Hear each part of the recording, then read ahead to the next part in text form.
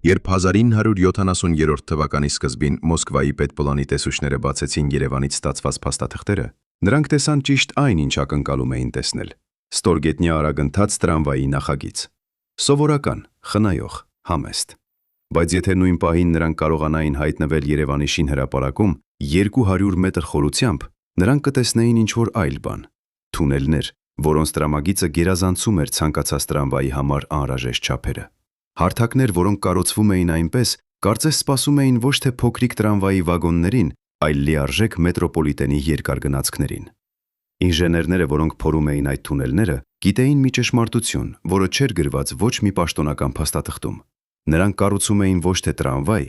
այլ մետրո։ Իսկ Մոսկվան չպետք է իմանար այդ մասին, մինչև ուշ չլիներ։ Ո՞վ էր այս ռիսկային խաղի հեղինակը։ Մարդ, որը համարձակվեց խաբել ամբողջ խորհրդային միության պլանավորման համակարգը։ Եվ ինչպես նա դա արեց։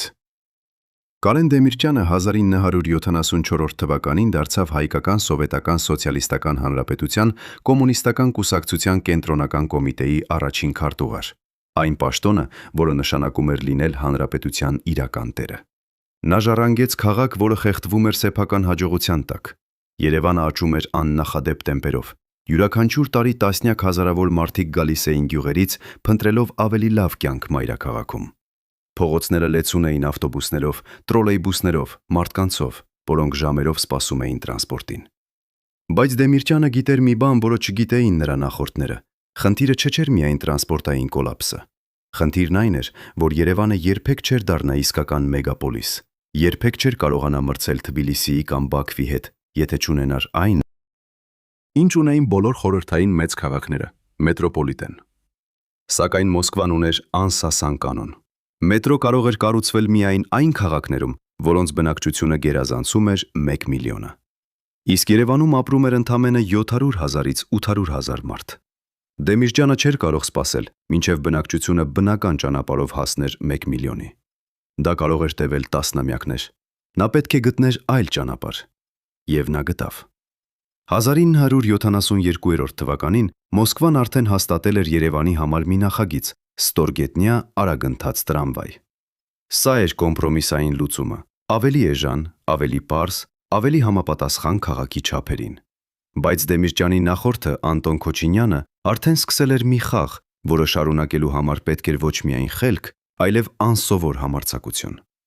Երբ շինարարները սկսեցին փորել թունելները, նրանք ստացան երկու տարբեր գծագրեր։ Առաջինը պաշտոնականը, որը ուղարկվում էր Մոսկվա եւ ցույց էր տալիս տրամվայի համար նախատեսված չափերը։ Երկրորդը գաղտնի, իրական, որը պահվում էր միայն շինհրապարակում եւ ցույց էր տալիս ավելի լայն, ավելի խոր թունելներ, մետրոպոլիտենի ստանդարտներին համապատասխան։ Սա էր ռիսկ, որը կարող էր ավարտվել ոչ միայն նախագծի փակմամբ, այլև քրեական հետապնդմամբ, պետական միջոցների վատ նման համար։ Բայց Քոչինյանը հավատում էր, որ եթե նրանք կառուցեն բավականաչափ շատ, Մոսկվան չի կարողանա ասել ոչ։ Դեմիրճյանը ժառանգեց այս վտանգավոր խաղը եւ պետք է որոշեր՝ շարունակել թե դադարեցնել։ Նա ընտրեց շարունակել։ Բայց Դեմիրճյանը գիտեր, որ միայն շինարարությունը բավարար չէ։ Նա պետք է համոզեր Մոսկվային, որ Երևանը արժանի է մետրոյի, եւ այստեղ սկսվեց իսկական դիվանագիտությունը։ Դեմիրճյանն ուներ մի առավելություն, որը չուներ շատ այլ հանրապետական ղեկավարներ։ Նա անձամբ ճանաչում էր խորհրդային միության բարձրագույն ղեկավարությանը։ Նա գիտեր թե գիտեր, թե ինչպես խոսել Լեոնիդ Բրեժնևի հետ, ով սիրում էր շքեղությունը եւ շողոքորթությունը։ Նա գիտեր թե ինչպես մոտենալ Նիկոլայ Բայբակովին, պետպլանի խիստ եւ անկաշառ նախագահին, ով բաշխում էր միլիարդավոր ռուբլիները։ Դեմիրճյանը սկսեց հրավիրել նրանց Երևան, ոչ թե պաշտոնական այցերի, այլ անձնական հյուրընկալության համար։ Եվ այստեղ նա օգտագործեց ամենահզոր զենքը, որ ուներ հայ ղեկավարը՝ հայկական հյուրասիրությունը։ Երբ Մոսկվայի բարձրաստիճան պաշտոնյաները ժամանում էին Երևան, նրանց սպասում էր ոչ թե սովորական պրոտոկոլային ընդունելություն, այլ իսկական տոն։ Սեղանները ճկվում էին խորովածի, թարմ մրգերի, հայկական պանրերի տակ։ Իսկ ամենակարևորը հոսում էր կոնյակը։ Ոչ թե սովորական կոնյակ, այլ տասնամյակների հնության էլիտար դվին եւ նաիրի, այն խմիչքները, որոնք Մոսկվայում անհասանելի էին նույնիսկ քաղաքական բյուրոյի անդամների համար։ Բայց Դեմիրճյանը չէր սահմանափակվում միայն խնջույքներով։ Նա գիտեր, որ պետք է ստեղծել իրավիճակ, երբ Մոսկվան ինքը կցանկանա տալ Երևանին մետրո։ Եվ այստեղ ծնվեց մի լեգենդար պատմություն, որը մինչ օրս պատմվում է Երևանում։ Երբ Խորհրդային Միության նախարարների խորհրդի նախագահ Ալեքսեյ Կոսիգինը պետք է այցելեր Երևան, Դեմիրճյանը տվեց մի գաղտնի հրահանգ։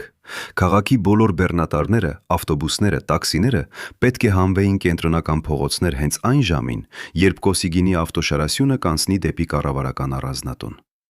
Արդյունքը գերազանցեց բոլոր ակնկալիքները։ Կոսիգինի մեքենան խրվեց այնպիսի խցանման մեջ, որ ժամերով չէր կարողանում շարժվել։ Երբ վերջապես նրանք հասան նշանակման վայրը, Դեմիրճյանը կարծես պատահականորեն ասաց. «Տեսնում եք, Ալեքսեյ Նիկոլաևիչ, քաղաքը խեղդվում է, մեզ շտապ մետրո է պետք»։ Կոսիգինը դեռ զայրացած երկարատև խցանումից միայն գլուխ թափ տվեց։ Դա էր այն պահը, երբ Դեմիրճյանը հասկացավ հաղթանակը մոտ է։ Բայց մնում էր ամենադժվարը՝ համոզել պետպլանին պաշտոնապես փոխել տրամվայի նախագիծը մետրոպոլիտենի նախագծի։ Դա նշանակում էր 10 պատկել ֆինանսավորումը, ներգրավել հազարավոր լրացուցիչ մասնագետներ, փոխել բոլոր հաստատված ժամկետները։ Նիկոլայ Բայբակովը հայտնի էր որպես մարդ, ով երբեք չէր թույլ տալիս էմոցիաներին ազդել իր որոշումների վրա։ Նա պահանջում էր փաստեր, թվեր, հիմնավորումներ։ Դեմիրճյանը նրան տվեց այն ամենը, ինչ նա ուզում էր լսել, բայց ավելացրեց մի արգումենտ, որը Բայբակովը չէր կարող անտեսել։ Երևանը, ասաց Դեմիրճյանը, սովորական խորհրդային քաղաք չէ։ Այստեղ եղալիս են հազարավոր հայեր կապիտալիստական երկրներից, Ամերիկայի Միացյալ Նահանգներից, Ֆրանսիայից, Լիբանանից։ Դրանք գալիս են տեսնելու սոցիալիզմի հաջողությունները, եւ ինչ են տեսնում։ Քաղաք, որտեղ մարդիկ ժամերով սպասում են ավտոբուսին։ Երևանը պետք է լինի սոցիալիզմի ցուցափեղկը, ապացույցը, որ խորհրդային համակարգը կարող է ստեղծել ժամանակակից, գեղեցիկ, հարմարավետ քաղաք։ Իսկ առանց մետրոպոլիտենի Երևանը միշտ կմնա պրովինցիալ։ Այս արգումենտը հասավ Բրեժնևի ականջներին, ով սիրում էր ցույց տալ խորհրդային միության հզորությունը արտերկրում ապրող հայերին։ Եվ Բրեժնևը տվեց իր օրհնությունը։ 1977 թվականի հոկտեմբերի 6-րդ օրը Խորհրդային Միության նախարարների խորհուրդը ստորագրեց պատմական որոշումը։ Երևանի արագընթաց տրամվայի շինարարությունը պաշտոնապես վերափոխվեց Երևանի մետրոպոլիտենի շինարարության։ Ֆինանսավորումը 10 պատկվեց։ Մոսկվայից ժամանեցին լավագույն մետրո շինարարները, իսկ Դեմիրճյանը կարող էր վերջապես ազատ շնչել։ Ռիսկը արդարացավ։ Բայց նա գիտեր, որ դեռ շատ աշխատանք կա։ Նա խոստացել էր Բայբակովին, որ մինչև մետրոյի բացումը Երևանի բնակչությունը կհասնի 1 միլիոնի։ Եվ նա պետք է պահեր այդ խոստումը։ Դեմիրճյանը սկսեց խթանել ծնելիությունը, տալով դրացուցիչ արտոնություններ երիտասարդ ընտանիքներին։ Նա արագացրեց գյուղերից միգրացիան, կառուցելով նոր բնակելի թաղամասեր։ Եվ 1979 թվականի մարտահամարը ցույց տվեց, Երևանն արդեն ուներ 1 միլիոն եւ մի փոքր ավելի բնակիչ։ Դեմիրճյանը պահեց իր խոստումը։ Իսկ Մոսկվան այլևս չէր կարող ասել, որ Երևանը չի արժանի մետրոպոլիտենի։ Բայց մինչդեռ Մոսկվան տեսնում էր միայն թվերը եւ պաշտոնական հաշվետվությունները, Երևանում շարունակվում էր մի այլ պատմություն՝ հազարավոր բանվորների, ինժեներների, տեխնիկների պատմությունը, ովքեր 200 մետր խորությամբ մութ թունելներում, վտանգելով իրենց կյանքը եւ ազատությունը, կառուցում էին ապագան։ Նրանք գիտեին, որ եթե Մոսկվան իմանար ճշմարտությունը շատ վաղ, նրանք բոլորը կարող էին հայտնվել բանտում։ Բայց նրանք նաև գիտեին, որ կառուցում են ինչ-որ բան, որը կփոխի Երևանը ընդմիշտ։ Եվ նրանք շարունակեցին փորել, շարունակեցին կառուցել, շարունակեցին հավատալ իրենց ղեկավարին։ Երբ Մոսկվայից գալիս էին տեսուչներ ստուգելու շինարարության ընթացքը, Դեմիրճյանի թիմը գործի էր դնում մի այլ ռազմավարություն։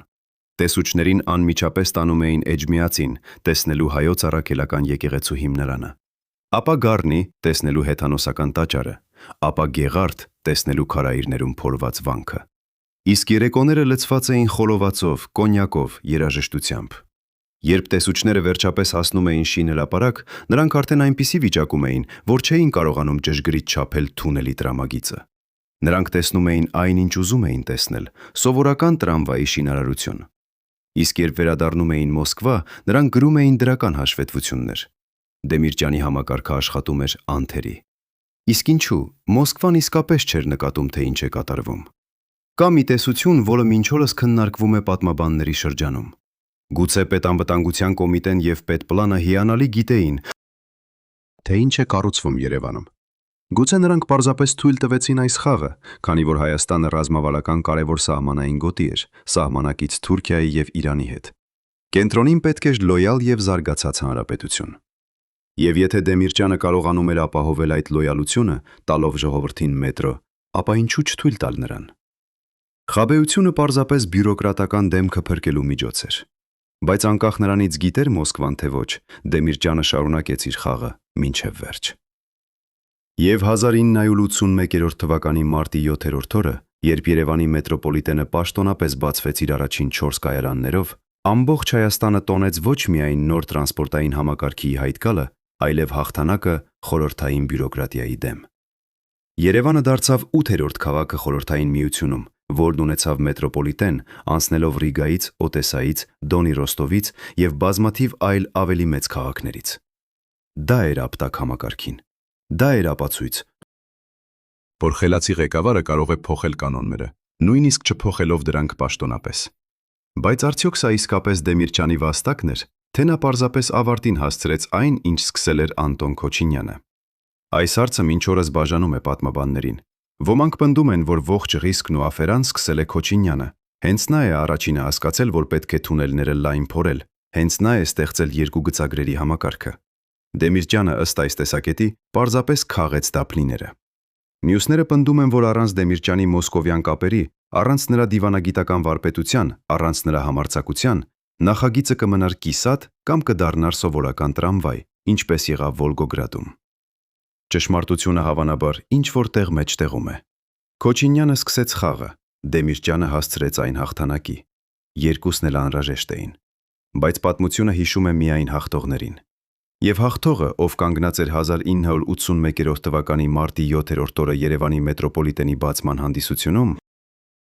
ով ընդունում էր շնորհավորանքները Մոսկվայից, ով տեսնում էր հազարավոր երևանցիների երջանիկ դեմքերը, որոնք առաջին անգամ իջնում էին ստորգետնյա կայարան, այդ մարդը Կալեն Դեմիրճյանն էր։ Եվ այստեղ ծագում է մի այլ հարց, որը շատ ավելի անհանգիստ է։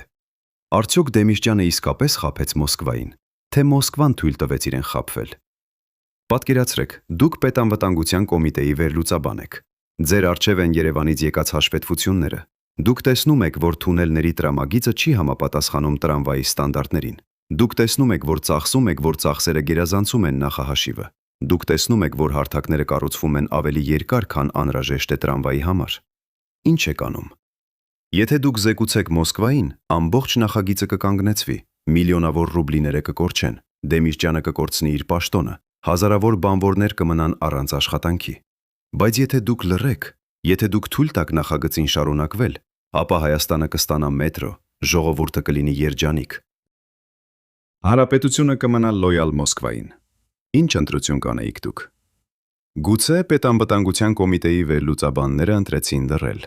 Գուցե նրանք հասկացան, որ Դեմիրճյանի աֆերան իրականում ծառայում է Մոսկվայի շահերին։ Գուցե ամբողջ խաբեությունը եղավ փոխադարձ համաձայնությամբ։ Բայց եթե դա այդպես է, ապա ով էր իսկական խաբեբան։ Դեմիրճյանը, որը խաբեց Մոսկվային, թե Մոսկվան, որը թույլ տվեց իրեն խաբել, որպեսզի ստանա այն, ինչ ուզում էր՝ լոյալ Հայաստան։ Բայց անկախ նրանից, ով ում խաբեց, արդյունքը անվիճելի էր։ Երևանը ստացավ մետրոպոլիտեն, քաղաքը փոխվեց ընդմիշտ, եւ Դեմիրճյանը դարձավ լեգենդ, մարդը, որը կարողացավ հաղթել խորհրդային բյուրոկրատիային նրա իսկ խաղում։ Բայց այս հաղթանակի գինը ինչ էր։ Քանի մարդ վտանգեց իր կարիերան, իր ազատությունը, իր կյանքը, որպեսզի այս նախագիծը իրականանա։ Քանի ինժեներ աշխատեց գիշեր-ցերեկ, գիտենալով, որ մի սխալ քայլ կարող է ավարտվել աղետով։ Քանի բանվոր իջավ 200 մետր խորությամբ, գիտենալով, որ գուցե երբեք չվերադառնա։ Նրանց անունները չեն գրված պատմության գրքերում, նրանց դեմքերը չեն երևում պաշտոնական լուսանկարներում։ Բայց առանց նրանց Երևանի մետրոպոլիտենը երբեք չէր կառուցվի։ Եվ երբ մենք այսօր իջնում ենք Երևանի մետրոյի կայարաններ, երբ մենք տեսնում ենք այդ գեղեցիկ մարմարե սյուները, այդ շքեղ լուսավորությունը, այդ լայն հարթակները, մենք պետք է հիշենք ոչ միայն Դեմիրճյանին, այլև այն անանունուն հազարավորներին, ովքեր դարձրին այս երազանքը իրականություն։ 1981 թվականի մարտի 7-րդ օրը, երբ առաջին գնացքը մեկնեց Բարեկամություն կայարանից դեպի Դավիթ Սասունցի, երբ հազարավոր երևանցիներ առաջին անգամ իջան ստորգետնյա կայարան, երբ նրանք տեսան այն գեղեցկությունը, որը ստեղծվել էր նրանց համար, շատերը լացում էին։ Սրանք ուրախության արցունքներ էին, բայց սրանք նաև հպարտության արցունքներ էին, քանի որ Երևանի մետրոպոլիտենը ոչ միայն տրանսպորտային համակարգ էր, դա էր խորհրդանիշ։ Խորհրդանիշ նրա, որ փոքր ազգը կարող է հասնել մեծ բաների։ Խորհրդանիշ նրա, որ խելացի ղեկավարը կարող է փոխել իր ժողովրդի ճակատագիրը։ Խորհրդանիշ նրա, որ երբեմն կանոնները կարելի է շրջանցել, ոչ թե կոտրելով դրանք, այլ խաղալով դրանց հետ։ Եվ խորհրդանիշ նրա, որ երբեմն ամենամեծ հաղթանակները գալիս են ամենամեծ ռիսկերից։ Բայց արդյոք այս ռիսկը արդարացված էր։ Արդյոք Դեմիրճյանն իրավունք ուներ վտանգել այսքան շատ մարդկանց իր երազանքի համար։ Թե նա պարզապես ալեց այն, ինչ պետք է աներ ցանկացած իսկական ղեկավար, պայքարեց իր ժողովրդի ապագայի համար, անկախ գնից։ Եվ այստեղ մենք հասնում ենք այս պատմության ամենադժվար հարցին։ Երբ է խաբեությունը արդարացված։ Երբ է ճիշտ խաբել համակարգը ծառայելու ավելի բարձր նպատակին։ Դեմիրճյանը խաբեց Մոսկվային։ Նա ծախսեց միլիոնավոր ռուբլիներ այնպիսի նախագծի վրա, որը պաշտոնապես հաստատված չէր։ Նա վտանգեց հազարավոր մարդկանց կարիերան եւ ազատությունը։ Նա խախտեց խորհրդային միության օրենքները։ Բայց նա նաև տվեց Երևանին մետրոպոլիտեն։ Նա փոխեց քաղաքը։ Նա դարձրեց Երևանը իսկական մեգապոլիս։ Նա տվեց հայ ժողովրդին հպարտության պատճառ։ Արդյոք դա արխարացնում է նրա արածը։ Պատասխանը կախված է նրանից ում եք հարցնում։ Եթե հարցնեք Մոսկվայի բյուրոկրատներին, նրանք կասեն ոչ։ Եթե հարցնեք երևանցիներին, ովքեր ամեն օր օգտվում են մետրոյից, նրանք կասեն այո։ Եթե հարցնեք այն ինժեներներին, ովքեր վտանգեցին իրենց ազատությունը, նրանք կասեն դա արժեր։ Բայց եթե հարցնեք այն ընտանիքներին, որոնց սիրելիները մահացան շինարարության ժամանակ, նրանք կասեն ոչ մի մետրո չարժե մարդու կյանքը։ Եվ երկուսն էլ ճիշտ են։ Կարեն Դեմիրճյանը մնաց Հայաստանի ղեկավար մինչև 1988 թվականը, երբ Միխայիլ Գորբաչովի պերեստրոյկան փոխեց խորհրդային միությունը։ Նա տեսավ, թե ինչպես է իր կառուցած համակարգը քայքայվում։ Նա տեսավ, թե ինչպես է խորհրդային միությունը փլուզվում։ Նա տեսավ, թե ինչպես է Հայաստանը դառնում անկախ։ Եւ նա տեսավ, թե ինչպես է Երևանի մետրոպոլիտենը շարունակում աշխատել անկախ քաղաքական փոփոխություններից։ 1999 թվականի հոկտեմբերի 27-րդ օրը Կարեն Դեմիրճյանը սպանվեց Հայաստանի ազգային ժողովի դահլիճում ահաբեկչության ժամանակ, որը ցնցեց ամբողջ երկիրը։ Նրա մահը դարձավ ազգային ողբերգություն, բայց նրա ժառանգությունը շարունակում է ապրել։ Ամեն օր 100 հազարավոր երևանցիներ օգտվում են մետրոպոլիտենից, որը նա կառուցեց։ Ամեն օր նրանք անցնում են այն կայարաններով, որոնք կառուցվեցին նրա հրամանով։ Եվ 1999 թվականին Երևանի մետրոպոլիտենը պաշտոնապես անվանակոչվեց Կարեն Դեմիրճյանի անունով։ Դա էր ճանաչում, դա էր երախտագիտություն։ Բայց դա նաև հարց էր։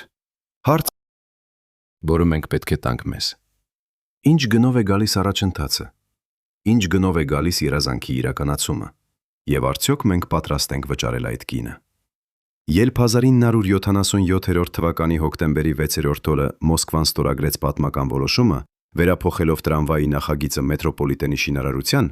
Կարեն Դեմիրճյանի տանը այդ գիշեր չկար տոնակատարություն։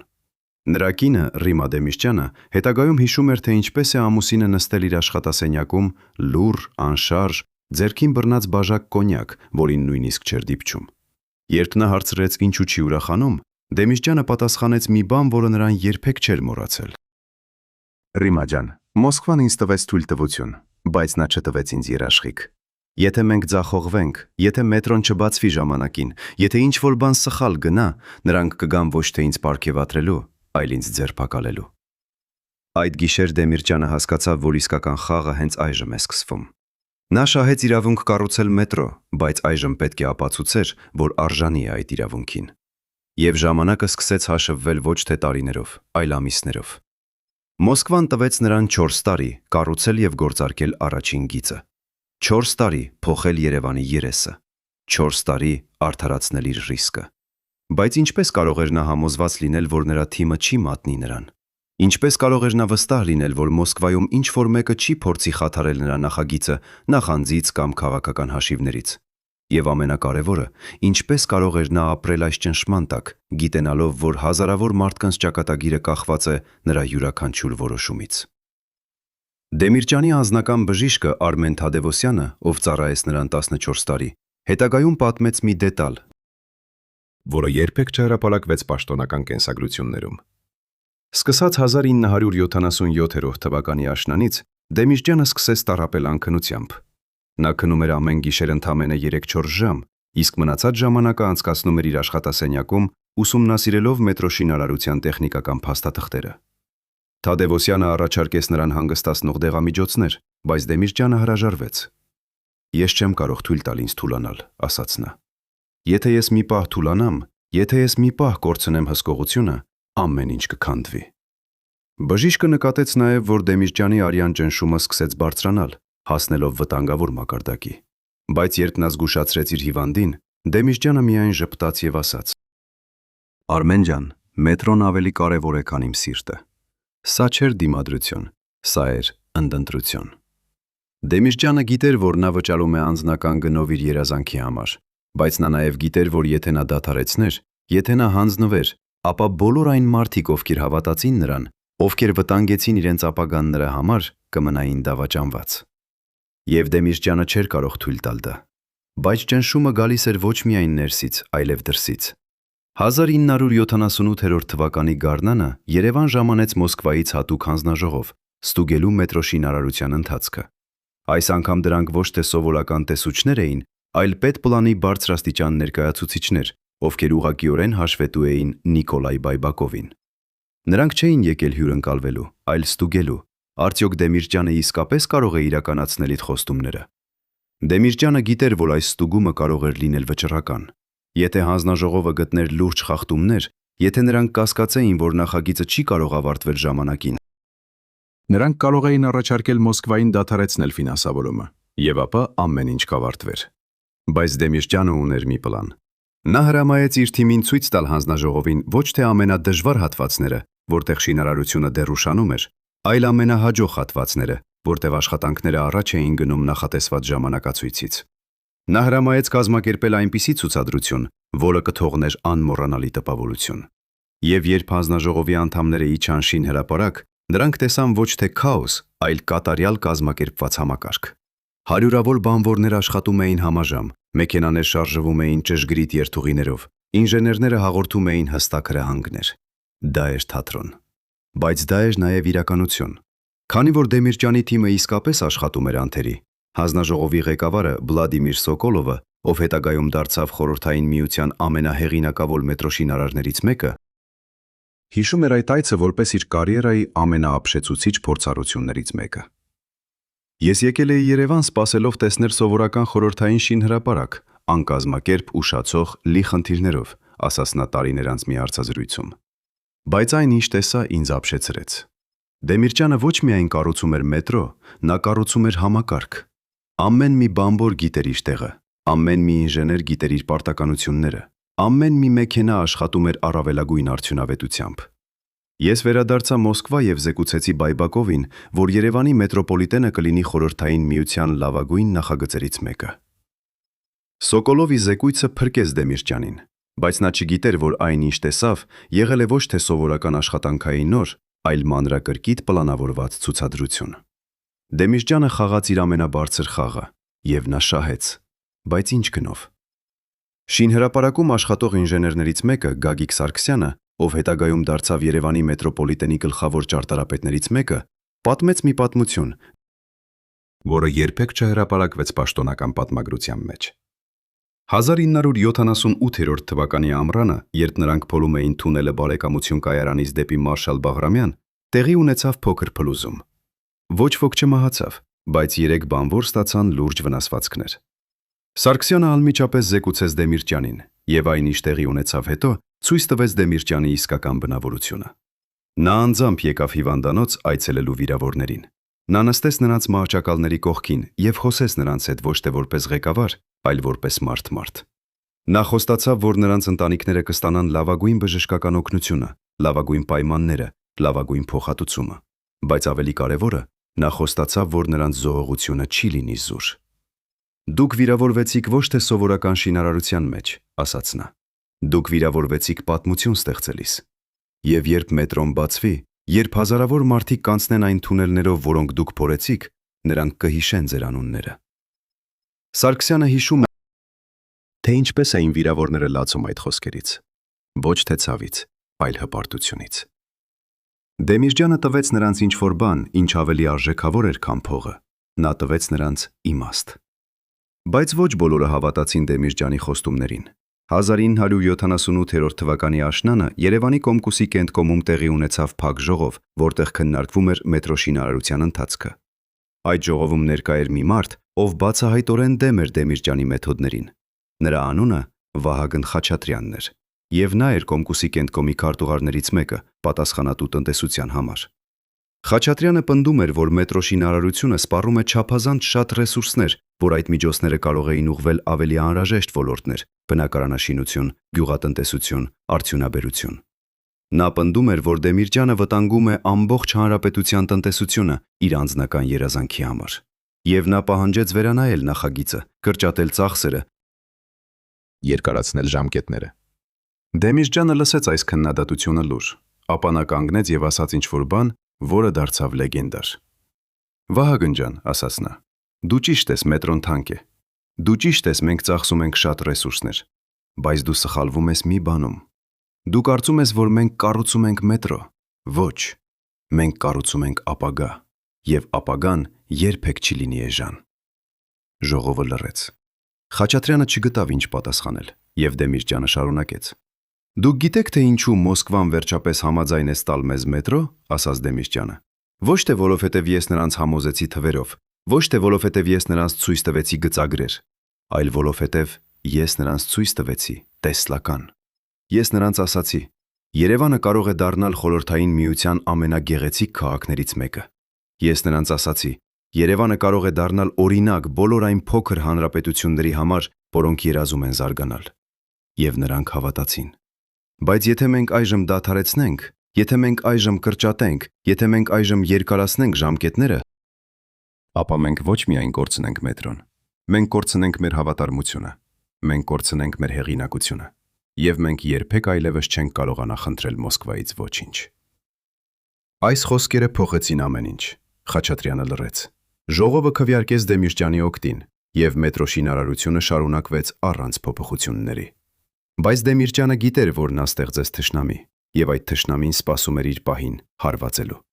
Արդյոք Դեմիրճյանը կարող էր վստահել իր սեփական թիմին, արդյոք նա կարող էր վստահել, որ ինչ-որ մեկը չի փորձի խաթարել նրա նախագիծը անձնական նախանձից կամ քաղաքական հաշիվներից։ 1979 թվականի ձմռանը Դեմիրճյանի անձնական օգնականը Արամ Մանուկյանը նկատեց մի տարօրինակ բան։ Երբ նա մտավ Դեմիրճյանի աշխատասենյակ, առանց թակելու, ինչը նա երբեք չէր անում, նա տեսավ, որ Դեմիրճյանը նստած է իր սեղանի առջև եւ լացում է։ Մանուկյանը սարսափեց։ Նա երբեք չէր տեսել իր ղեկավարին այդպիսի վիճակում։ Երբ նա հարցրեց ինչ է պատահել, Դեմիրճյանը ցույց տվեց նրան մի նամակ, որը նոր է ստացել Մոսկվայից։ Այդ նամակում Նիկոլայ Բայբակովը զգուշացնում էր, որ եթե մետրոպոլիտենը չբացվի մինչև 1981 թվականի մարտ, ֆինանսավորումը կկրճատվի եւ նախագիծը կանցնի Մոսկվայի ուղղակի վերահսկողության տակ։ Դա նշանակում էր, որ Դեմիրճյանը կկորցներ իր հսկողությունը։ Դա նշանակում էր, որ նրա երազանքը կիրականացվեր ոչ թե նրա, այլ Մոսկվայի պայմաններով։ Եվ դա նշանակում էր, որ նա կկորցներ ամեն ինչ, ինչի համար պայքարել էր։ Արամ ջան, ասաց Դեմիրճյանը, ես վախենում եմ։ Ես վախենում եմ, որ չեմ հասցնի։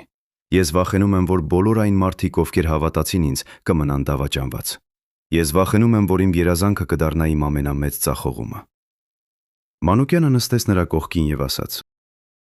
Կարեն Սերգեևիչ, դուք երբեք չեք ծախողվել, եւ դուք չեք ծախողվի այժմ։ Մենք կհասցնենք, ես ձեզ խոստանում եմ։ Դեմիրճյանը նայեց նրան եւ ժպտաց։ Բայց այդ ժպիտի մեջ Մանուկյանը տեսավ ինչ-որ բան, որը նրան սարսափեցրեց՝ հուսահատություն։ Ինչպես կարող էր մի մարդ կրել այսքան ծանր բեռ։ Ինչպես կարող էր նա ապրել գիտենալով, որ հազարավոր մարդկանց ճակատագիրը կախված է նրա յուրաքանչյուր որոշումից։ Ինչպես կարող էր նա քնել գիշերները, գիտենալով, որ մի սխալ քայլ կարող է ավերել ամեն ինչ։ Դեմիրճյանի ընտանիքը տեսնում էր, թե ինչպես է նա փոխվում։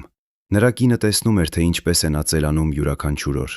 Նրա երեխաները տեսնում էին, թե ինչպես է նա հեռանում նրանցից, ավելի ու ավելի խորանալով իր աշխատանքի մեջ։ Բայց նրանք նաև տեսնում էին նրա վճռականությունը։ Նրանք տեսնում էին, որ նա երբեք չի հանձնվի։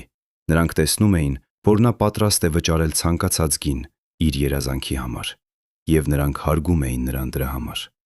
Բայց նրանք նաև վախենում էին նրա համար, քանի որ նրանք գիտեին, որ եթե Դեմիրճյանը ձախողվի,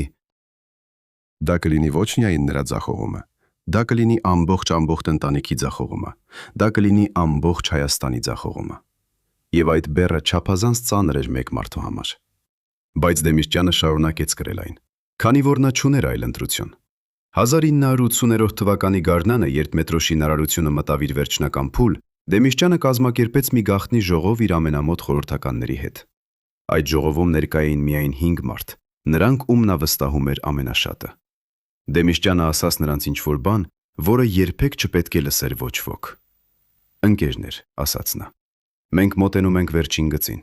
Մետրոն պետք է բացվի 1 տարում,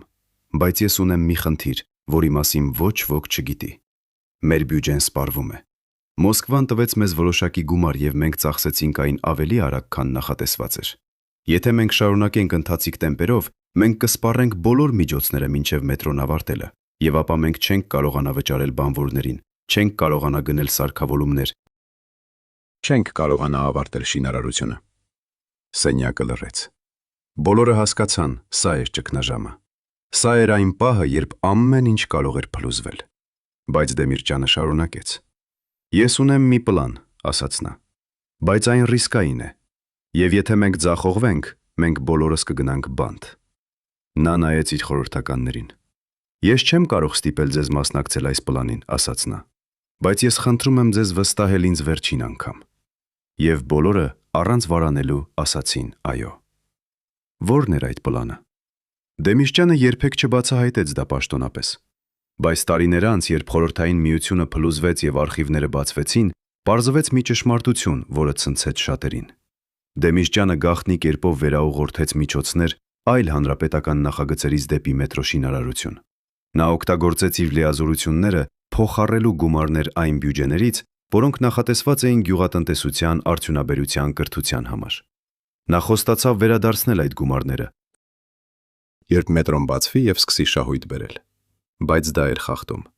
Դա էր հանցագործություն։ Եթե Մոսկվան իմանար, Դեմիրճյանը անմիջապես կձերբակալվեր։ Բայց նա ընտրեց ռիսկել։ Նա ընտրեց խախտել օրենքը, փրկելու իր երազանքը։ Եվ նա հաջողեց։ Մետրո շինարարությունը շարունակվեց առանց ընդհատման։ Բանվորները ստացան իրենց վարձատրությունը ժամանակին, սարքավորումները ժամանեցին ժամանակին, և մետրոն ավարտվեց ժամանակին։ Բայց ինչ գնով։ Դեմիրճյանը վտանգեց ոչ միայն իր ազատությունը, այլև իր ընտանիքի ապագան։ Նա վտանգեց իր հեղինակությունը, իր կարիերան, իր կյանքը։ Եվ նա արեց դա գիտենալով, որ եթե ինչ-որ բան սխալ գնա, նա կկորցնի ամեն ինչ։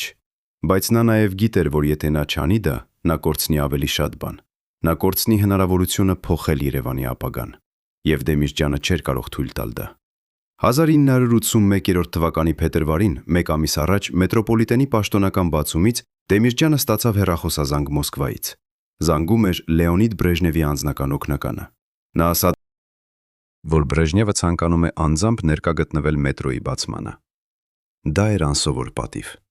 Խորհրդային Միության ղեկավարության ղեկավարը երբեք չէր ներկայանում տարածքային նախագծերի բացմանը, բայց Բրեժնևը ուզում էր բացառություն անել Երևանի համար։ Դեմիրճյանը հասկացավ, սա էր նրա վերջնական հաղթանակը։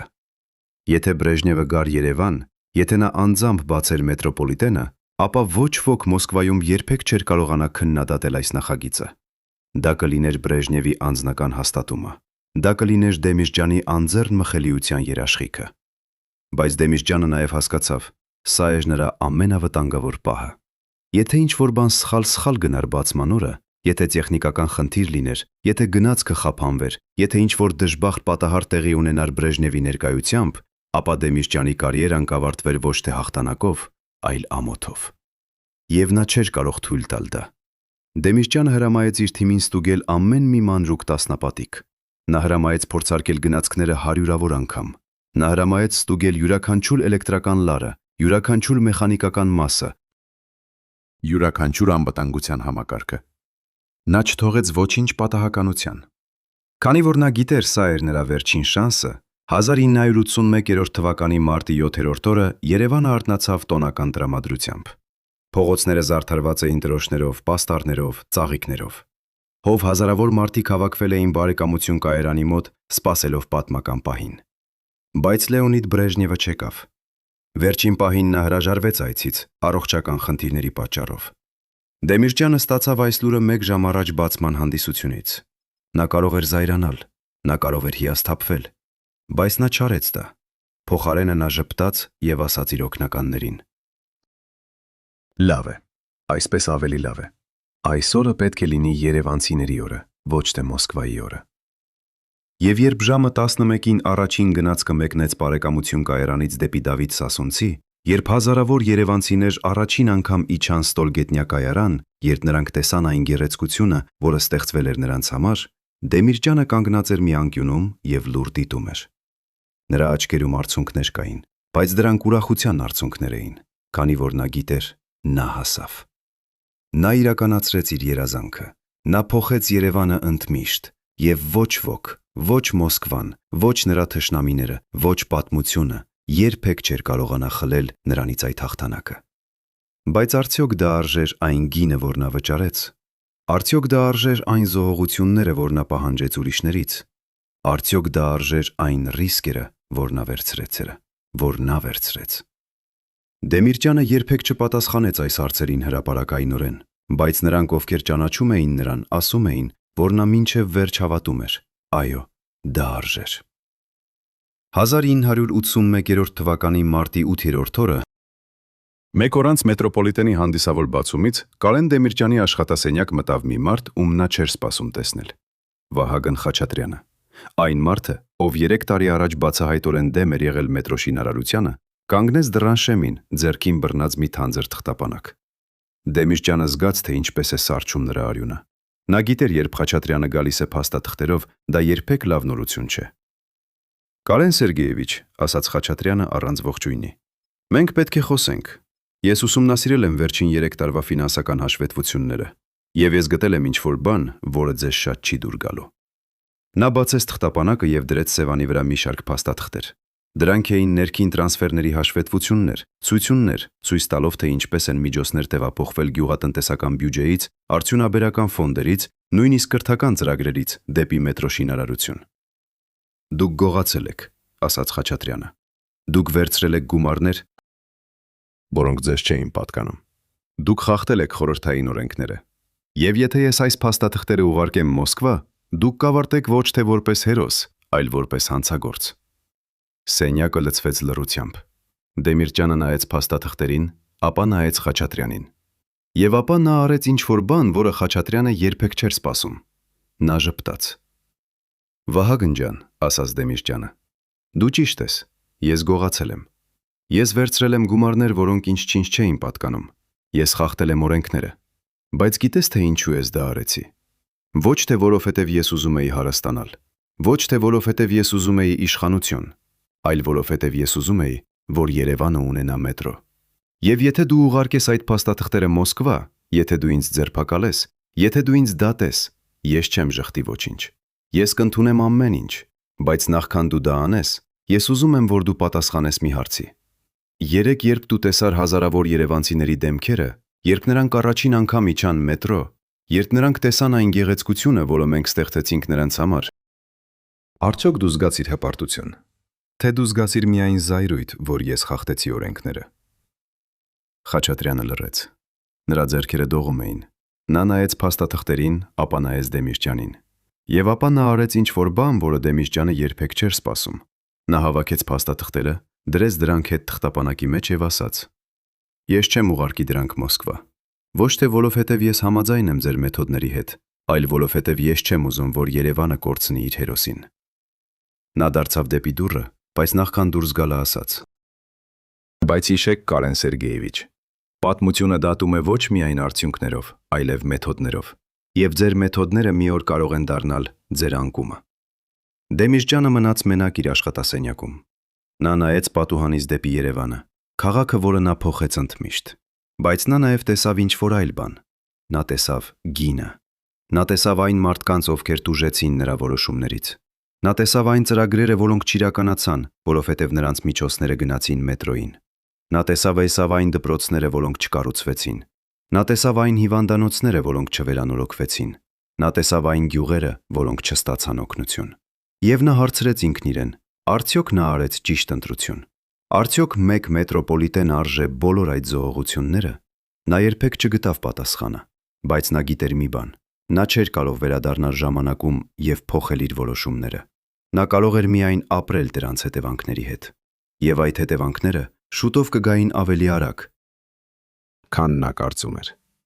1981 թվականի ամռանը Դեմիրճյանի անձնական բժիշկը Արմեն Թադևոսյանը նկատեց մի տագնապալի փոփոխություն իր հիվանդի առողջության մեջ։ Դեմիրճյանը սկսեց գանգատվել գլխացավերից, սրտխառնոցից, ընդհանուր թուլությունից։ Նրա արյան ճնշումը հասավ վտանգավոր բարձր մակարդակի։ Նրա սիրտը աշխատում էր անկանոն ռիթմով։ Թադևոսյանը պահանջեց, որ Դեմիրճյանը անմիջապես հանգստանա, որ նա վերադառնա Մոսկվա լիարժեք բժշկական զննման համար։ Բայց Դեմիրճյանը հրաժարվեց։ «Ես չեմ կարող թույլ տալ ինձ թուլանալ հենց այժմ», ասաց նա։ Մետրոն բացվեց, բայց աշխատանքը դեռ չի ավարտվել։ Մենք պետք է կառուցենք երկրորդ գիծը, մենք պետք է ընդլայնենք ցանցը։ Մենք պետք է ապացուցենք Մոսկվային, որ մենք արժանի էինք այս ներդրումին։ Բժիշկը փորձեց համոզել նրան, բայց Դեմիրճյանը անսասան էր։ Եվ Թադևոսյանը տեսավ ինչ-որ բան, որը նրան սարսափեցրեց։ Նա տեսավ մի մարդու, ով այրվում էր ներսից։ Նա տեսավ մի մարդու, ով տվել էր այնքան շատ, որ այլևս ոչինչ չէր մնացել տալու։ Նա տեսավ մի մարդու, ով սպառվում էր։ 7 տարի իշխանության մեջ Դեմիրճյանը ծերացել էր 20 տարով։ Նրա մազերը ամբողջովին ճերմակել էին։ Նրա դեմքը ծածկված էր խոր կնճիռներով։ Նրա ուսերը կորացել էին, կարծես կրում էին անտանելի բեռ։ Նրա քայլքը դարձել էր դանդաղ, անվստահ։ Բայց ամենավտանգավորը նրա աչքերն էին։ Նրանք, ովքեր հիշում էին երիտասարդ Դեմիրճյանին, էներգիայով լի, վճռական, լավատես, այժմ տեսնում էին նրա աչքերում ինչ-որ այլ բան։ Հոգնածություն, հիասթափություն, վախ։ Վախ ոչ թե ձախողումից, այլ հաջողությունից։ Վախ նրանից, որ նա տվեց այնքան շատ, որ այլևս ոչինչ չմնաց տալու։ Վախ նրանից, որ նա հասավ իր նպատակին, բայց կորցրեց ինքն իրեն ճանապարհին։ Նրա ընտանիքը տեսնում էր այս փոփոխությունները եւ անզոր էր օգնելու։ Նրա կինը փորձում էր համոզել նրան ավելի քիչ աշխատել, ավելի շատ ժամանակ անցկացնել տանը, հոգ տանել իր առողջության մասին։ Բայց Դեմիրճյանը չէր կարող։ Նա չէր կարող դադարեցնել, քանի որ նա գիտեր, եթե նա դադարեցներ, եթե նա թուլանար, ամեն ինչ, ինչի համար նա պայքարել էր, կարող էր փլուզվել։ 1981 թվականի աշնանը Մոսկվայից եկավ մի հրահանգ, որը Դեմիրճյանին ստիպեց վերանայել իր ողջ ռազմավարությունը։ Խորհրդային միության պետպլանը պահանջեց Հայաստանից մանրամասն հաշվետվություն, թե ինչպես են ծախսվել մետրո շինարարության համար հատկացված միջոցները։ Նրանք ուզում էին տեսնել ամեն մի ռուբլի, ամեն մի կոպեկ, ամեն մի տրանսֆեր։ Դեմիրճյանը գիտեր, սա էր ստուգումը, որից նա վախենում էր։ Եթե Մոսկվան ուսումնասիրեր իրական ֆինանսական հոսքերը, եթե նրանք հետևեին գումարների ճանապարհին, նրանք անխուսափելիորեն կհայտնաբերեին, որ Դեմիրճյանը վերաուղղորդրել է միջոցներ այլ բյուջեներից։ Եվ ապա ամեն ինչ կավարտվեր։ Դեմիրճյանը հավաքեց իր ամենավստահելի ֆինանսական խորհրդականներին եւ տվեց նրանց անհնար առաջադրանք՝ ստեղծել հաշվետվություն, որը ցույց կտար, որ բոլոր միջոցները ծախսվել են օրինական կերպով։ Նրանք աշխատեցին գիշեր-ցերեկ, վերակառուցելով փաստաթղթերը, ստեղծելով նոր հիմնավորումներ, գտնելով ճարպիկ բացատրություններ։ Եվ երբ հաշվետվությունը պատրաստ էր, Դեմիրճյանը անձամբ տարավ այն Մոսկվա։ Նա գիտեր, սա էր նրա վերջին հնարավորությունը։ Եթե պետպլանը չհավատար նրա հաշվետվությանը, եթե նրանք սկսեին խորը հետաքննություն, ամեն ինչ կբացահայտվեր։ Բայց Դեմիրճյանն ուներ մի առավելություն՝ նա ճանաչում էր մարդկանց։ Նա գիտեր, թե ինչպես խոսել նրանց հետ, ինչպես համոզել նրանց, ինչպես ստիպել նրանց հավատալ։ Երբ նա ներկայացավ պետպլանի գլխավոր վերլուծաբանների առջև, նա չսկսեց թվերից, նա սկսեց պատմությունից։ Նա պատմեց նրանց Երևանի մասին, քաղաքի մասին, որը փոխվեց մետրոպոլիտենի շնորհիվ։ Նա պատմեց նրանց այն հազարավոր մարդկանց մասին, ովքեր ամեն օր օգտվում են մետրոյից։ Նա պատմեց նրանց այն բանվորների մասին, ովքեր վտանգեցին իրենց կյանքը, կառուցելով այն։ Նա պատմեց նրանց այն ինժեներների մասին, ովքեր աշխատեցին գիշեր-ցերեկ ավարտելու այն ժամանակին։ Եվ ապա, միայն ապա,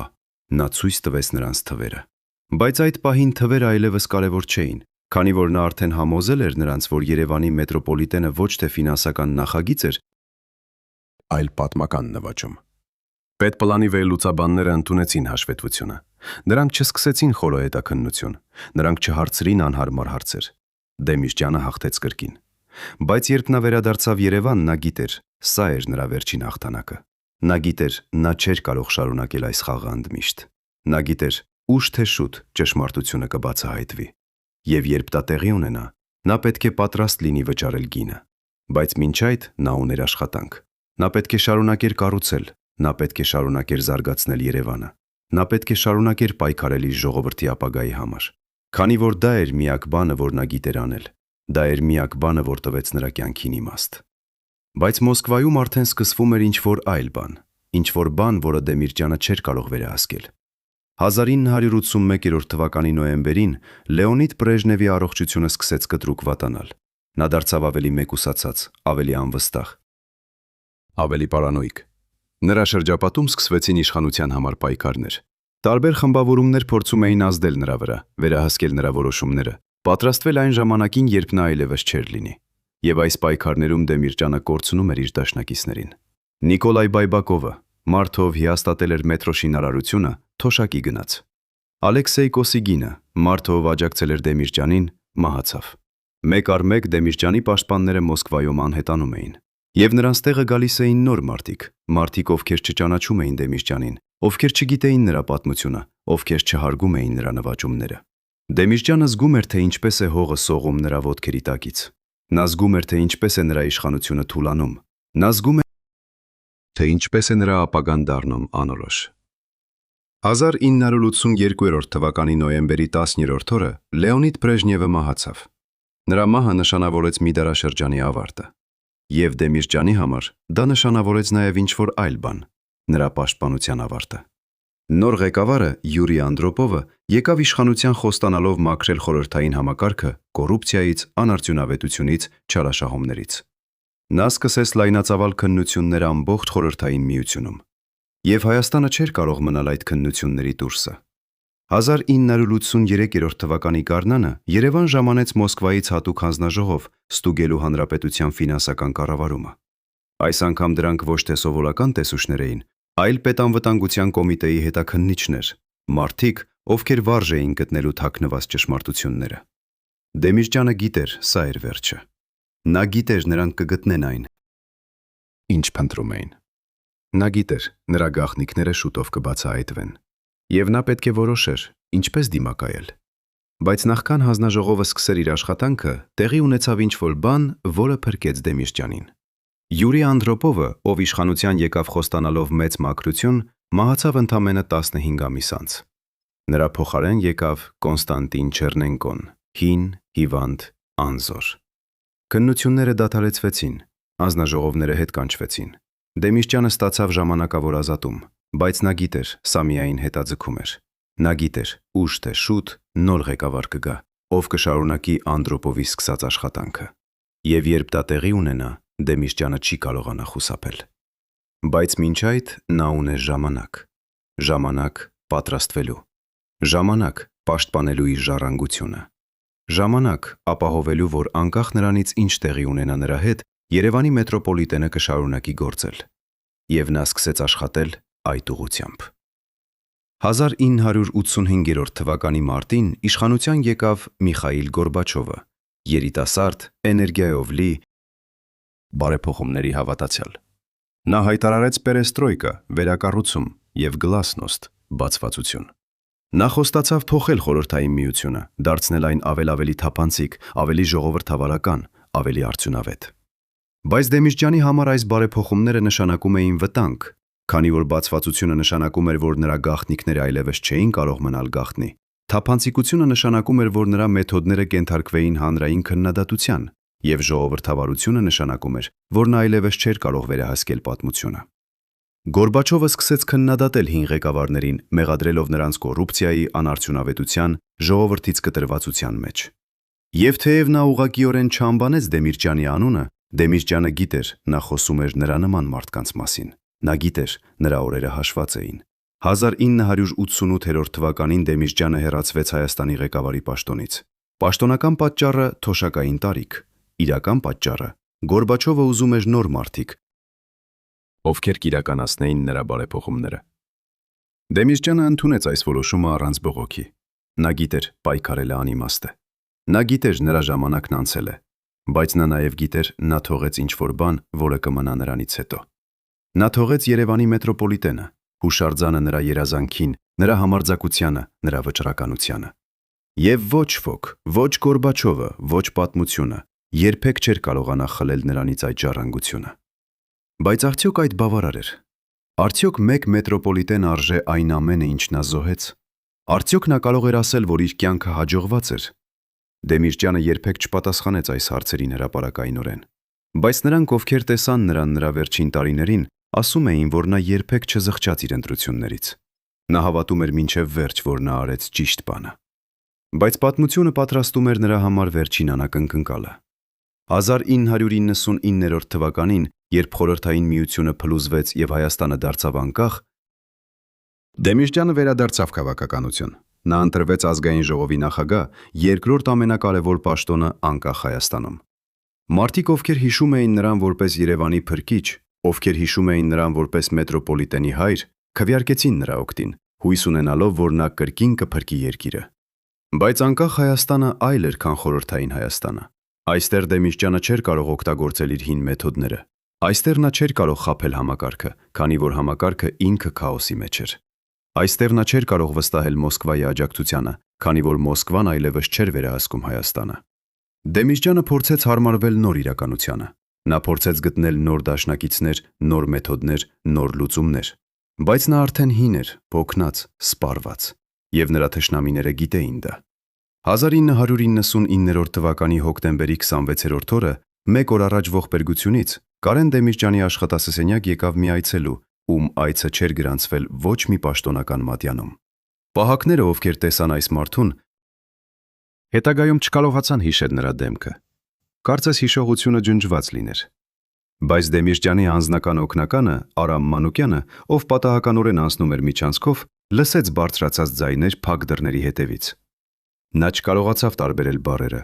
բայց տոնը անսովոր էր, սպառնալից պահանջկոտ։ Երբ այցելուն հեռացավ, 20 րոպե անց, Մանուկյանը մտավ Դեմիրճյանի մոտ եւ տեսավ ինչ-որ բան, որը նրան սարսափեցրեց։ Դեմիրճյանը նստած էր իր սեղանի առջև, դեմքը մոխրագույն, ձեռքերը դողում էին։ Սեղանի վրա ընկած էր մի ծրար, փակ, կնիքված։ Կարեն Սերգեևիչ, ինչ է պատահել, հարցրեց Մանուկյանը։ Դեմիրճյանը նայեց նրան այնպիսի հայացքով, որը Մանուկյանը երբեք չէր տեսել, խառնուրդ վախի, զայրույթի եւ ինչ-որ այլ բանի, որը նման էր հուսահատությանը։ Արամ ջան, ասաց նա, գնա տուն, գնա քո ընտանիքի մոտ, եւ վաղը մի եկ աշխատանքի, խոստացիր ինձ։ Մանուկյանը ուզում էր հարցեր տալ, բայց Դեմիրճյանի տոնը այնպիսին էր, որ նա պարզապես գլուխ թեքեց եւ հեռացավ։ Դա էր վերջին անգամը, երբ նա տեսավ Դեմիրճյանին կենտանի։ Ինչ էր այդ ծրարում, ով էր այդ գաղտնի այցելուն։ Եվ ինչու Դեմիրճյանը ուղարկեց իր ամենավստահելի մարդուն հեռու հենց այն օրը, որը նախորդում էր ողբերգությանը։ Երբ հետաքննողները փորձեցին վերականգնել Դեմիրճյանի վերջին 24 ժամերը, նրանք հայտնաբերեցին տարօրինակ բացերը։ Պահակների մատյանները ցույց էին տալիս, որ հոկտեմբերի 26-րդ օրը ժամը 19 երեկոյան Դեմիրճյանը հեռացել է իր աշխատասենյակից եւ վերադարձել միայն կեսգիշերին։ Այդ 3 ժամվա ընթացքում ոչ ոք չգիտեր, թե որտեղ էր նա։ Նրա վարորդը ասաց, որ Դեմիրճյանը հրաժարվել է ուղեկցությունից եւ հեռացել է մենակ սեփական մեքենայով։ Երբ նրան հարցրին դա սովորական էր արդյոք, վարորդը պատասխանեց ոչ, Դեմիրճյանը երբեք չէր վարում ինքը, հատկապես գիշերները։ Բայց այդ գիշեր նա պնդեց։ Նա ասաց, որ ունի անձնական գործ, որը չի կարող սպասել։ Ուր գնաց նա։ Ում հետ հանդիպեց։ Եվ ինչու այդ հանդիպումը պետք է մնար գաղտնի, նույնիսկ նրա ամենամոտ մարդկանցից։ Հետաքննողները երբեք չգտան պատասխանները, բայց նրանք գտան ինչ-որ այլ բան։ Դեմիրճյանի տանը, նրա անձնական գրասենյակում, թաքնված գրքերի հետևում, նրանք գտան մի փոքր տետր, լի ձեռագիր նշումներով։ Այդ նշումները չէին ֆինանսական հաշվետվություններ, դրանք չէին քաղաքական հուշագրություններ, դրանք էին անուններ։ Տասնյակ անուններ, մարդիկ, ում Դեմիրճյանը ճանաչում էր, ում հետ աշխատել էր, ում վստահել էր, եւ յուրաքանչյուր անվան կողքին մեկ բառ՝ վտանգ։ Ո՞վ էին այդ մարդիկ։ Ինչու Դեմիրճյանը նշել էր նրանց որպես վտանգավոր, եւ ամենակարևորը, երբ էր նա գրել այդ ցուցակը։ Ձեռագրի վերլուծությունը ցույց տվեց, որ վերջին գրառումները արվել էին ընդամենը մի քանի օր առաջ ողբերգությունից։ Դեմիրճյանը գիտեր, որ ինչ-որ բան պատրաստվում է։ Նա զգում էր վտանգը։ Նա փորձում էր պաշտպանվել, բայց ում դեմ։ Եվ ինչու նա չդիմեց օգնության, ինչու նա չզգուշացրեց անվտանգության ծառայություններին, ինչու նա պարզապես սպասեց։ Գուցե նա հասկացավ, որ վտանգը գալիս էր այնպիսի բարձունքներից, որ ոչ ոք չէր կարող նրան պաշտպանել։ Գուցե նա հասկացավ, որ պայքարելը անիմաստ է։ Գուցե նա պարզապես ընդունեց իր ճակատագիրը։ Բայց եթե դա այդպես է, ապա ինչու նա ուղարկեց Մանուկյանին հեռու։ Ինչու նա փորձեց փրկել գոնե մեկին։ Գուցե նա ուզում էր, որ գոնե մեկը մնա պատմելու ճշմարտությունը։ Գուցե նա ուզում էր, որ գոնե մեկը գոմեր, որ գոնե մեկը հիշի, թե ինչ իսկապես տեղի ունեցավ։ Հոկտեմբերի 27-րդ օրը, երբ Դեմիրճյանը մտավ ազգային ժողովի դահլիճ, նա գիտեր, որ սա կարող է լինել նրա վերջին օրը։ Նրա դուստրը Անուշը հետագայում հիշում էր, որ այդ առավոտ հայրը ավելի երկար ժամանակ անցկացրեց տանը, քան սովորաբար։ Նա նախաճաշեց ընտանիքի հետ, ինչ որ բան, որը նա չէր արել տարիներ։ Նա խոսեց իր թոռների հետ, խաղաց նրանց հետ, ժպտաց։ Բայց Անուշը նկատեց նրա աչքերում ինչ որ բան, տխրություն, որը նա փորձում էր տաքցնել։ Երբ նա հեռանում էր, նա ամուր գրկեց իր կնոջը Ռիմային և շշնջաց նրա ականջին, ինչ որ բան, որը Ռիման երբեք չբացահայտեց։ Բայց ընկերները, ովքեր տեսան Ռիման այդ օրը, ասացին, որ նա լացում էր։ Ինչ ասաց նրան Դեմիրճյանը։ Արդյոք նա հրաժեշտ էր տալիս։ Արդյոք նա գիտեր, որ չի վերադառնա։ Թե նա պարզապես զգում էր, որ ինչ որ բան սխալ է։ Մենք երբեք չենք իմանա։ Բայց մենք գիտենք մի բան։ Երբ Դեմիրճյանը մտավ ազգային ժողովի դահլիճ այդ օրը, նա մտավ որպես մարդ, ով արդեն հաշտվել էր իր ճակատագրի հետ։ Ինչ տեղի ունեցավ այդ դահլիճում հոկտեմբերի 27-րդ օրը, հայտնի է բոլորին։ 5 զինված մարդիկ մտան և բացեցին կրակ։ 8 մարդ սպանվեց, այդ թվում վարչապետ Վազգեն Սարգսյանը և ազգային ժողովի նախագահ Կարեն Դեմիրճյանը։ Ահաբեկիչները պնդեցին, որ նրանք ուզում էին փրկել Հայաստանը կոռումպացված ղեկավարներից, բայց ականատեսները պատմեցին մի դետալ, որը երբեք լիովին չբացատրվեց։ Երբ ահաբեկիչները մտան դահլիճ, երբ նրանք սկսեցին կրակել, Դեմիրճյանը չփորձեց փախչել, նա չփորձեց թաքթաքնվել։ Նա պարզապես կանգնեց իր տեղում և նայեց ահաբեկիչներին։ Մի ականատես ասաց, որ Դեմիրճյանի դեմքին նա տեսավ ոչ թե վախ, այլ ինչ-որ այլ բան՝ ճանաչում։ Կարծես Դեմիրճյանը ճանաչում էր ահաբեկիչներից մեկին։ Կարծես նա սպասում էր այս պահին։ Կարծես նա գիտեր, որ սա անխուսափելի է։ Եվ երբ գնդակները հարվածեցին նրան, երբ նա ընկավ գետին, նրա վերջին խոսքերը ըստ մի ականատեսի եղան. Վերջապես։ Ինչ նշանակում էր դա։ Վերջապես ինչ։ Վերջապես ազատվել։ Վերջապես վերջացնել սպասումը։ Վերջապես վճարել գինը։ Հետաքննությունը, որը տևեց տարիներ, երբեք լիովին չբացահայտեց ճշմարտությունը։ Ահաբեկիչները դատապարտվեցին, բայց շատերը չհավատացին պաշտոնական տարբերակին։ Չափազանց շատ հարցեր մնացին անպատասխան։ Ինչու անվտանգության ծառայությունները չկանխեցին հարձակումը, թեև եղան նախազգուշացումներ։ Ինչու ահաբեկիչները կարողացան այդքան հեշտությամբ մտնել ազգային ժողովի շենք։ Ինչու նրանք ճշգրիտ գիտեին, թե որտեղ կլինեն նրանց թիրախները։ Եվ ամենակարևորը, ով էր իսկապես օգտվել այս ողբերգությունից։ Ով ստացավ իշխանությունը Դեմիրճյանի և Սարգսյանի մահից հետո։ Ով էր այն մարդը, ում համար այս սպանությունները եղան ամենաշահավետը։ Հետաքննողները հետևեցին փողի հետքին, իշխանության հետքին, շահերի հետքին։ Բայց ամեն անգամ, երբ նրանք մոտենում էին ճշմարտությանը, ինչ որ բան խանգարում էր նրանց։ Փաստաթղթերը անհետանում էին, վկաներ փոխում էին իրենց ցուցին իրենց ցուցմունքները, հետքերը սառչում էին։ Կարծես ինչ որ մեկը, ինչ որ ուժեղ ուժ, չէր ուզում, որ ճշմարտությունը բացահայտվի։ Եվ գուցե այդպես էլ է։ Գուցե կան ճշմարտություններ, որոնք չափազանց վտանգավոր են բացահայտելու համար։ Գուցե կան գաղտնիքներ, որոնք պետք է մնան թաղված։ Բայց մի բան անվիճելի է։ Կարեն Դեմիրճյանի մահը փոխեց Հայաստանը։ Նա դարձավ խորհրդանիշ կորցրած հնարավորությունների, կորցրած հույսերի, կորցրած ապագայի։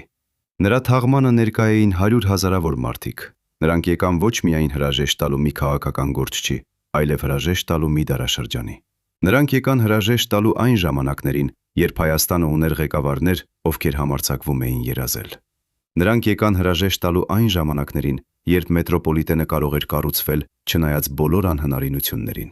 Նրանք եկան հրաժեշտ տալու այն ժամանակներին, երբ մի մարդ կարող էր փոխել ամբողջ քաղաքի ճակատագիրը։ Եվ երբ նրանք կանգնած էին գերեզմանի շուրջը, երբ նրանք տեսնում էին արկղը, որը իջնում էր երկիր, շատերը լացում էին ոչ միայն Դեմիրճյանի համար, այլև իրենց համար։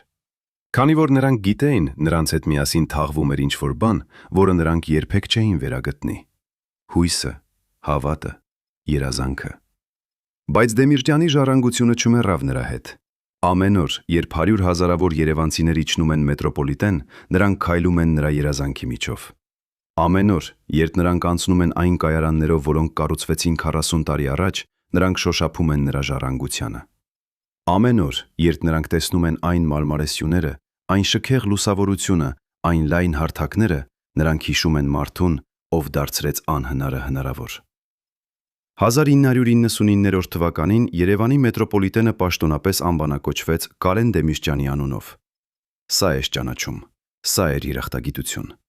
Բայց սա նաև հարց էր, հարց, որը մենք պետք է տանք մեզ։ Ինչ գնով է գալիս մեծությունը։ Ինչ գնով է գալիս երազանքի իրականացումը, եւ արդյոք մենք պատրաստ ենք վճարել այդ գինը։ Դեմիրճյանը վճարեց իր գինը։ Նա տվեց իր առողջությունը, իր ընտանիքի հանգիստը, իր անձնական երջանկությունը։ Եվ վերջում նա տվեց իր կյանքը։ Արդյոք դա արժեր մեկ մետրոպոլիտենի։ Պատասխանը կախված է նրանից, ինչ արժեք եք տալիս երազանքներին։ Երբ Խորհրդային Միությունը փլուզվեց, երբ Հայաստանը դարձավ անկախ, երբ հին համակարգը քայքայվեց եւ նորը դեռ չէր ստեղծվել, շատերը կարծում էին, որ Երևանի մետրոպոլիտենը կփակվի։ Չկար փող վարորդներին վճարելու համար, չկար փող էլեկտրաէներգիայի համար, չկար փող նորոգման համար։ Բայց մետրոն շարունակեց աշխատել։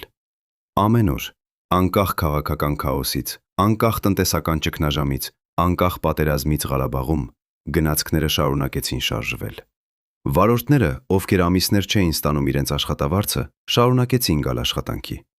Ինժեներները, ովքեր աշխատում էին հնացած սարքավորումներով, շարունակեցին պահպանել համակարգը։ Մակրուհիները, ովքեր չունեին նույնիսկ բավարար մաքրող միջոցներ, շարունակեցին պահպանել կայարանների մաքրությունը։ Ինչու՞։ Ինչու նրանք շարունակեցին, երբ ամեն բան ասում էր դադարեցրեք։ Գուցե որովհետև նրանք հասկանում էին, որ մետրոպոլիտենը ավելին էր, քան տրանսպորտային համակարգ։ Դա էր խորհրդանիշ։ Խորհրդանիշ նրա, որ Հայաստանը կարող է գոյատևել։ Խորհրդանիշ նրա, որ անկախ նրանից ինչ տեղի է ունենում վերևում, կյանքը շարունակվում է ներքևում։ Խորհրդանիշ նրա, որ Դեմիրճյանի երազանքը ավելի ուժեղ էր, քան ցանկացած ճգնաժամ։ Այսօր Երևանի մետրոպոլիտենը շարունակում է ծառայել քաղաքին։ Այն ընդլայնվել է, ավելացել են նոր կայարաններ, նոր գծեր։ Այն արդիականացվել է, հին գնացքները փոխարինվել են նորերով։ Այն վերանորոգվել է, կայարանները վերականգնվել են իրենց նախկին փառքով։ Բայց ամենակարևորը, այն շարունակում է ապրել։ Եվ ամեն անգամ, երբ մի երիտասարդ երևանցի առաջին անգամ իջնում է մետրո, երբ նա տեսնում է այդ գեղեցիկ կայարանները, երբ նա զգում է այդ պատմությունը, որը շնչում է յուրաքանչյուր անկյունից, նա անգիտակցաբար դառնում է Դեմիրճյանի ժառանգության մի մասը։ Նա դառնում է այն երազանքի շարունակությունը, որը սկսվեց ավելի քան 40 տարի առաջ։ Բայց ինչ եղավ նրանց, ովքեր դավաճանեցին Դեմիրճյանին։ Ինչ եղավ նրանց, ովքեր օգտվեցին նրա մահից։ Ինչ եղավ նրանց, ովքեր ստացան իշխանությունը նրա արյան գնով։ Պատմությունը ցույց է տալիս, որ նրանցից շատերը չպահպանեցին այդ իշխանությունը երկար։ Մեկը կորցրեց իր պաշտոնը սկանդալի պատճառով։ Մյուսը փախավ երկրից, խուսափելով հետապնդումից։ Երրորդը մահացավ անսպասելի հանգամանքներում։ Կարծես պատմությունը ինքը վրեժ էր լուծում։ Կարծես Դեմիրճյանի ուրվականը հետապնդում էր նրանց։ Բայց գուցե դա ոչ թե ուրվական է, այլ պարզապես արդարություն։ Գուցե պատմությունը, ուշ թե շուտ, միշտ գտնում է ճանապարհ, վճարելու յուրաքանչյուրին ըստ իր արարքների։ Եվ նրանք, ովքեր կառուցեցին, հիշվում են որպես հերոսներ, իսկ նրանք, ովքեր քանդեցին, մոռացվում են կամ անիծվում։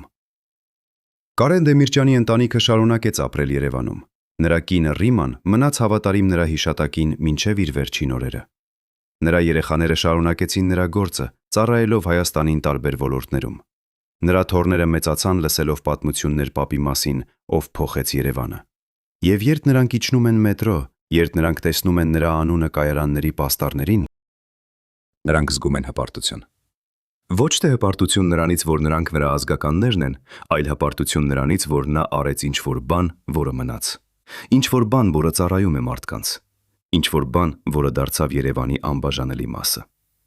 Եվ այստեղ մենք հասնում ենք վերջնական հարցին. ո՞վ էր իսկապես Կարեն Դեմիրճյանը։ Տեսանելի, ով երազեց անհնար երազանք եւ դարձրեց այն իրականություն։ Խապեբա, ով խապեց Մոսկվային եւ վտտանգեց հազարավոր մարդկանց։ Հերոս, ով տվեց Երևանին մետրոպոլիտեն։ Հանցագործ, ով գողացավ միջոցներ այլ ծրագրերից։ Զո, ով վճարեց իր կյանքով իր համարձակության համար։ Թե մարդ, ով պարզապես փորձեց անել լավագույնը, որ կարող էր, այն պայմաններում, որոնցում ապրում էր։ Պատասխանը՝ բոլորը միաժամանակ։ Քանի որ մարդիկ բարդ են, նրանք չեն տեղավորվում պարզ կատեգորիաներում։ Նրանք կարող են լինել եւ հերոսներ, եւ հանցագործներ։ Նրանք կարող են լինել եւ տեսանտեսանելիներ, եւ խաբեբաներ։ Նրանք կարող են ստեղծել մեծ բաներ եւ միաժամանակ վնասել մարդկանց։ Եվ պատմությունը պետք է դատի նրանց ոչ թե մեկ չափանիշով, այլ ամբողջականությամբ։ Բայց մի բան մնում է անվիճելի։ Երևանի մետրոպոլիտենը գոյություն ունի։ Այն ծառայում է քաղաքին ամեն օր։ Այն փոխադրում է 100 հազարավոր մարդկանց։ Այն դարձել է Երևանի խորհրդանիշը։ Եվ դա Կարեն Դեմիրճյանի ժառանգությունն է։ Անկախ նրանից, թե ինչպես ենք մենք գնահատում նրա մեթոդները, անկախ նրանից, թե ինչպես ենք մենք դատում նրա ընտրությունները, մենք չենք կարող ժխտել նրա արդյունքը։ Նա փոխեց Երևանը։ Նա դարձրեց անհնարը հնարավոր։ Նա ապացուցեց, որ երազանքները կարող են իրականանալ, եթե ինչ-որ մեկը բավականաչափ համարձակ է պայքարելու դրանց համար։ Եվ գուցե դա է ամենակարևոր դասը, որը մենք կարող ենք սովորել Դեմիրճյանի պատմությունից։ Ոչ թե այն, որ մենք պետք է խաբենք համակարգը, ոչ թե այն, որ մենք պետք է խախտենք օրենքները, այլ այն, որ մենք պետք է համարձակվենք երազել։ Մենք պետք է համարձակվենք հավատալ, որ փոփոխությունը հնարավոր է։ Մենք պետք է համարձակվենք պայքարել մեր երազանքների համար, նույնիսկ երբ ամբողջ աշխարհը ասում է, որ դա անհնար է։ Քանի որ պատմությունը ստեղծվում է ոչ թե նրանց կողմից, ովքեր ընդունում են իրականությունը, այլ նրանց կողմից, ովքեր համարձակվում են փոխել այն։ Եվ Կարեն Դեմիրճյանը բոլոր իր թերություններով, բոլոր իր սխալներով, բոլոր իր հակակասություններով եղավ մի մարդ, ով համարձակվեց փոխել իրականությունը։ Եվ դրա համար, անկախ մնացած ամենից, նա արժանի է հիշատակի։ Բայց գլխավոր հարցը մնում է անպատասխան։ Ով իսկապես կանգնած էր այն ամենի հետևում, ինչ տեղի ունեցավ հոկտեմբերի 27-րդ օրը։ Ով էր այն մարդը, ով այցելեց Դեմիրճյանին նրա վերջին գիշերը։ Ինչ էր այն ծրարում, որը մնաց նրա սեղանին։ Եվ ամենակարևորը, արդյոք Դեմիրճյանի մահը եղավ պատահական ահաբեկչության արդյունք, թե մանրակրկիտ պլանավորված քաղաքական սպանություն։ Այս հարցերը մնում են առեղծված։ Արխիվները փակ են, վկաները լռում են, եւ ճշմարտությունը թաղված է Դեմիրճյանի հետ։ Բայց գուցե դա ճիշտ է։ Գուցե որոշ ճշմարտություններ պետք է մնան գաղտնի։